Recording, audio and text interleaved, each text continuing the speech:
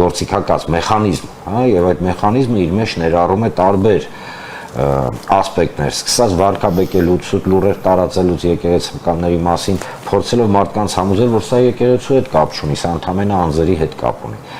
Այո, ուժային ճնշում, այո, տեղեկատվական բարի հոգեբանական, ես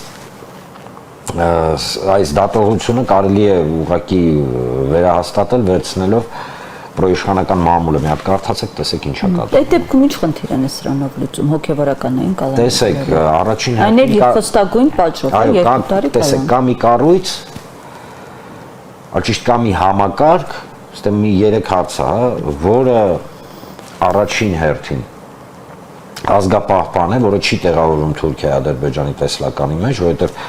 Թուրքիայի եւ Ադրբեջանի համար հայոց եկեղեցին եղել է կայավ մնում է կարևորագույն թշնամին, որովհետեւ ինքը թույլ չի տալիս, որ մենք մոռանանք ով ենք մենք, իսկ եթե մենք հիշում ենք ով ենք մենք, մեզ դժվար է կոտորել։ Այս է շատ կոպիտ։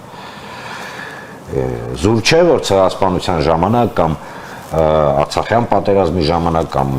Ադրբեջանում ցեղասպանության ժամանակ առաջնային թիրախ էին եկեղեցու սպասավորները, առաջնային։ Իրենց հետ չէին խոսում, իրենց ոչնչացնում են միանգամից։ Եվ տեսեք, կա մի կառույց, որը ըստ էության չի համապատասխանում